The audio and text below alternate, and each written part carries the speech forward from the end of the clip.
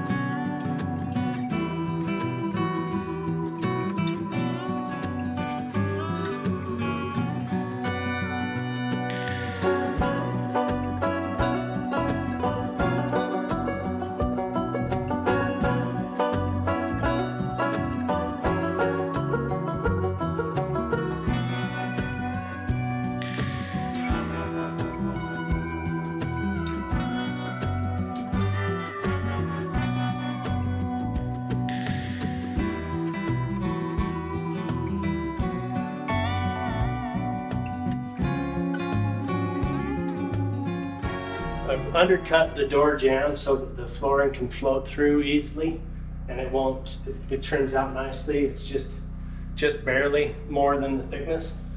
And then I fit it to come around the wall because that's all coming out into here. So we want this flooring to continue through this doorway and be all the same direction. But if you look over here, come around the corner just a little bit, you can see that we've been working this direction and now we've got to go back that way. So to prevent from having the floor get all out of line, we've got to come back here and carry this flooring out a ways and build it out so that we have multiple pieces locking this in aligned to keep it all straight and aligned. And then I can measure that last strip to the trim and get it accurate, and everything continues coming forward nice and even.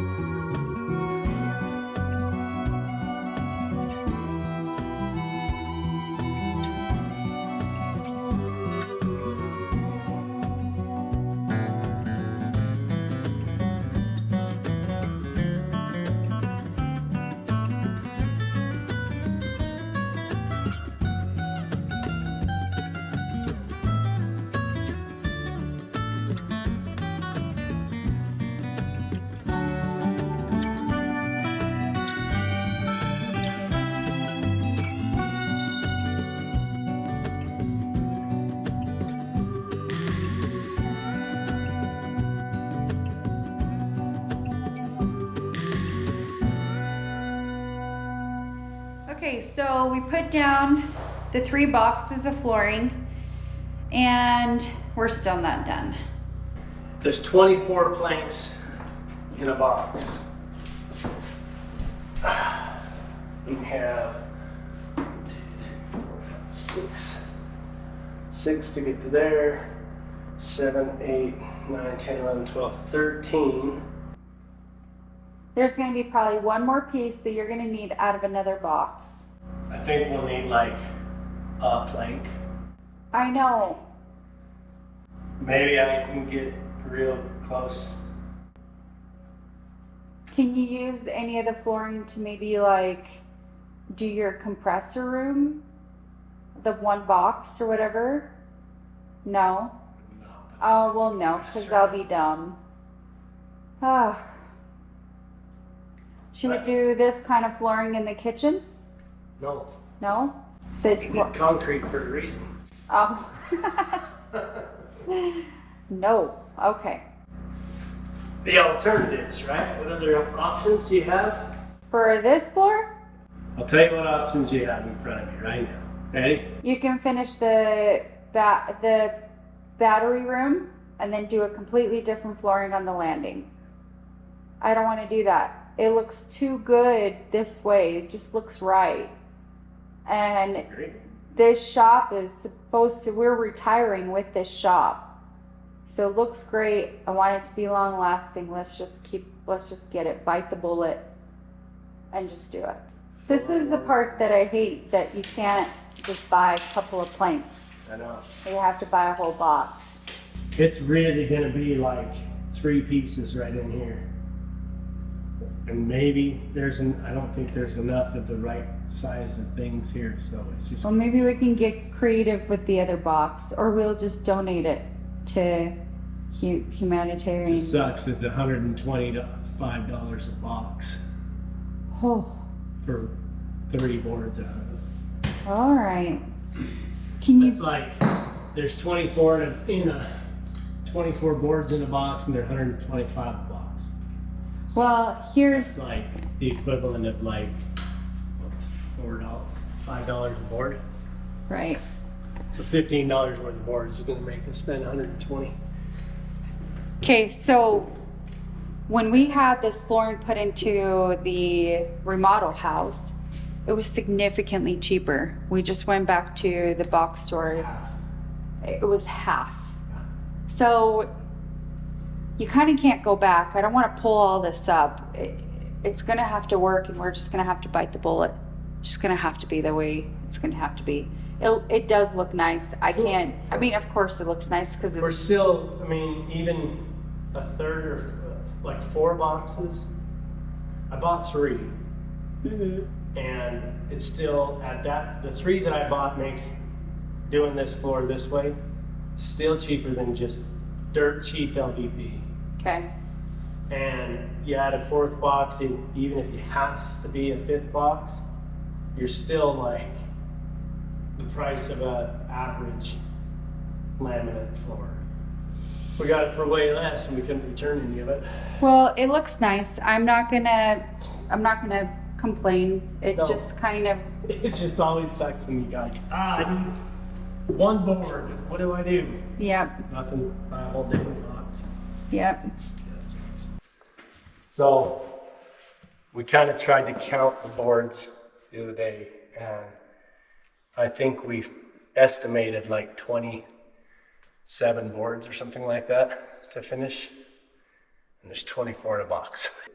So I had to buy 2 boxes, and we'll hope, fingers crossed, that we can get it all done with 1 box so we don't have to open the other box and it can go back. Just because each box is like $125.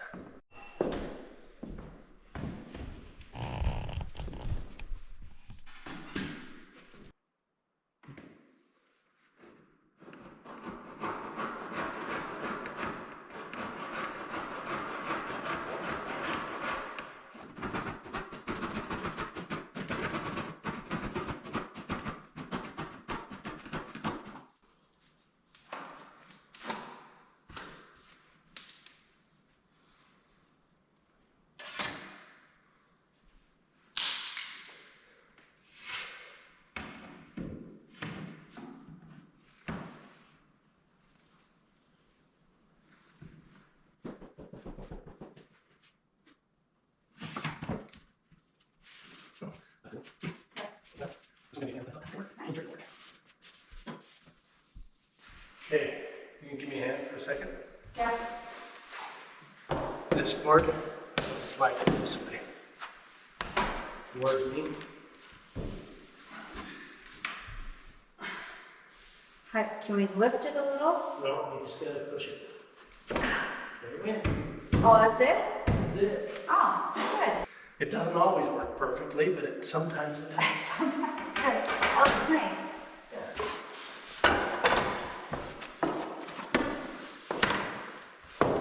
Now, do you want a little gap? Just a slight gap. Like just that? Like you got. Yeah. Okay. Just right there.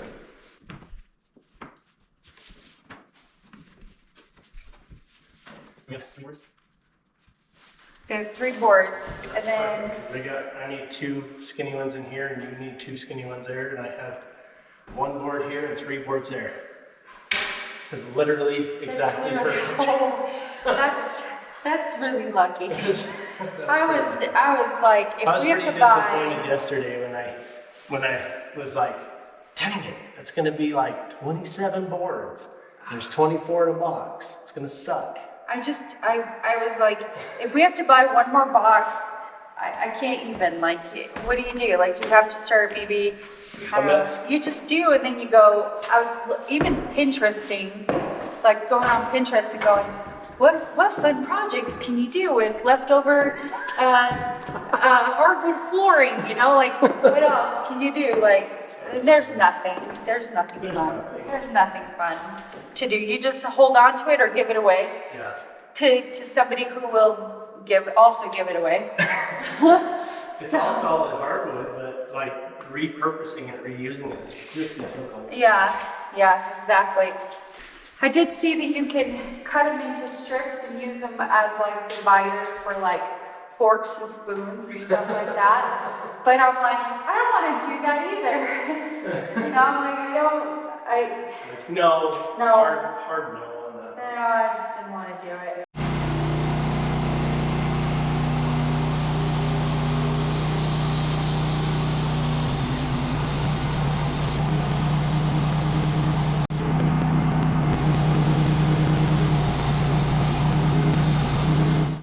Inside the room, it's 1.25 inches, so that's why I cut these 2 first. That outside the room, there's a little bit of deflection in the drywall, so I need a little bit of gap from the wall. So I needed the first one to be 1 inch, and on the other end it ends up 1 3/8 for the whole length of it. So I did. That's why I used the chalk line. So I marked the board at 1 inch and at 1 3/16. Used the chalk line to cut it slanted instead of straight, and that's why I didn't use the fence. And then the second board went 1 3/16 to 1 3/8.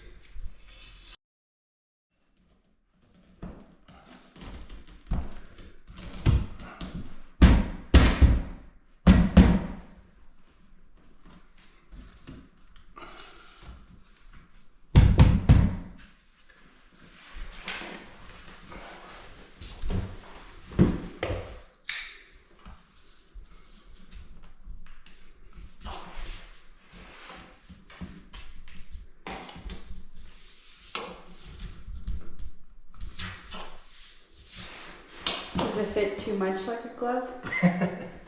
No. Just right.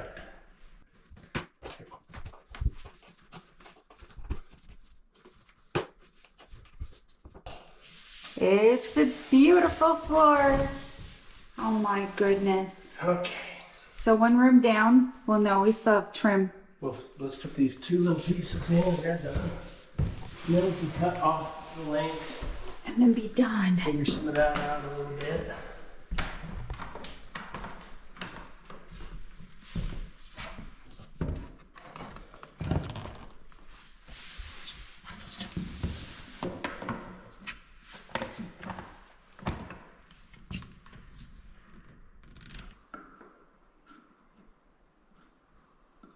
Yeah, let's do that. Okay, so we need to take these back out. What? Just these 2. We just had it finished. Just these. Because we got to put that piece in. Oh. Gosh, you got me all flustered again. Easy.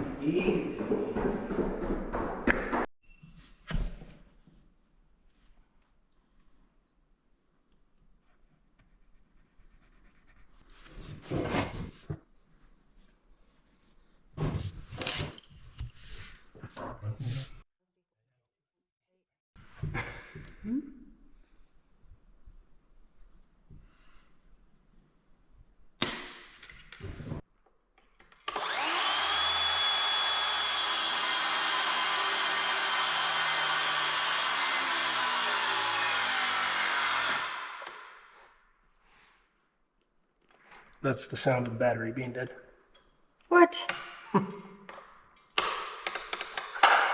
That's why it's flashing. Oh my gosh, we're so close. Do you have another one? Maybe. Oh my gosh. Okay, can we just finish this? Maybe.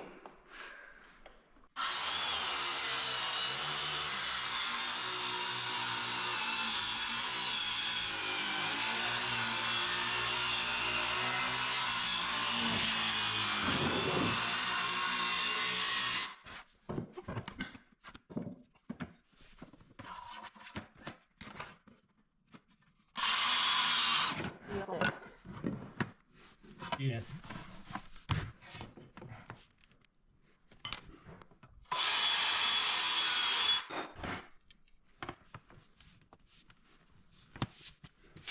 Okay, are we officially done, for crying out loud?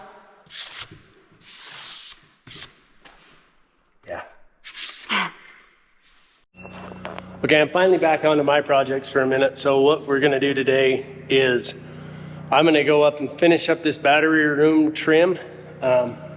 We've got it all pre-painted, so that makes it a little easier going up. We can put it up and then just give a little touch-up paint to make it all solid. I'm gonna put up the baseboards, the door trim, and then on the outside of the door, I'm gonna put the door trim there and the baseboards for the flooring that correspond. So that's all wrapped up.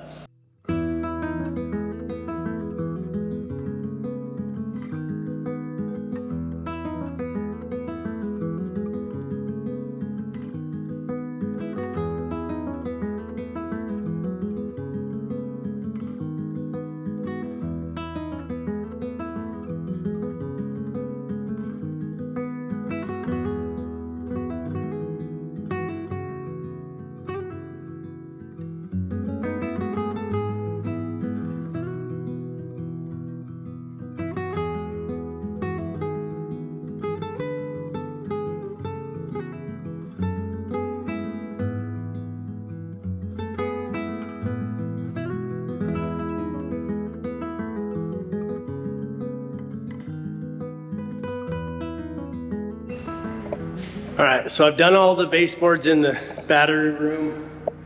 Now I need to do the baseboard around the top of the landing. In order to do that, I need to put the door trim around on the outside first so that I can butt the baseboards up to the door trim. In order to do the door trim, I need to extend the casings on the outside because they're about 2 inches short of the wall face. That wall is a 6-inch wall and the casing is a 4-inch wall casing. So this is the factory brick mold that comes on the exterior doors. And I had to remove that on the doors for the outsides of the shop here because of the inset there. And so I had these trims kicking around. I need exactly 2 inches, which is what the width of these are. And I need them to be 5/8 of an inch. So I ran them through the table saw, took that profile off, and cut a nice flat face here. So this is the flat face, and I just sanded it so it's all ready to go together. What I'm gonna do to attach this to the casing is I'm gonna pilot drill and pocket hole right here on the face of this trim. I'm gonna drill into that with a pilot bit that has a pocket hole, and I will screw that directly into the casing of the door so that it pulls up against nice and tight and has a flush machined factory surface against a flush machined factory surface. So it'll sit up nice and flat, and that gives me the ability to put the hole down in and the pocket back down in there so that it can fasten really nicely. I've got a 2-inch extension I need to do here. So I'm gonna use my 3.5-inch screws, and that'll bite 1.5 inches into that door casing. And I won't recess these holes very deep, just deep enough to hide the head. And that way then they can be floated out and trimmed. and hidden behind the jamb. And then when I put my trim over the top of that, there'll be just a little bit exposed that will hide just fine and caulk and go away. So that's what we're gonna do now.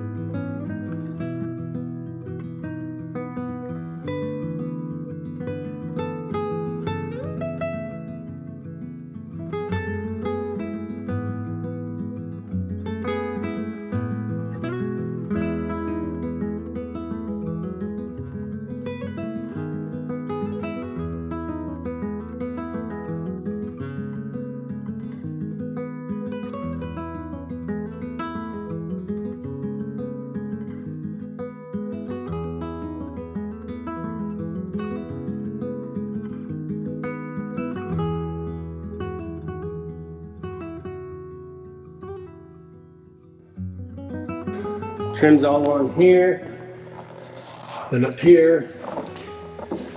Everything in the room is done. I just need to caulk the edges and touch up the paint, and then everything up there is done. I still have a trim piece that I'll put across the face of this, right between here, that will cover this and come down just a little bit. Give us a nice transition from the flooring down to the face of the toe kick on the stair. And that'll be good. So we'll have it all wrapped. Time to move on to other things in the shop.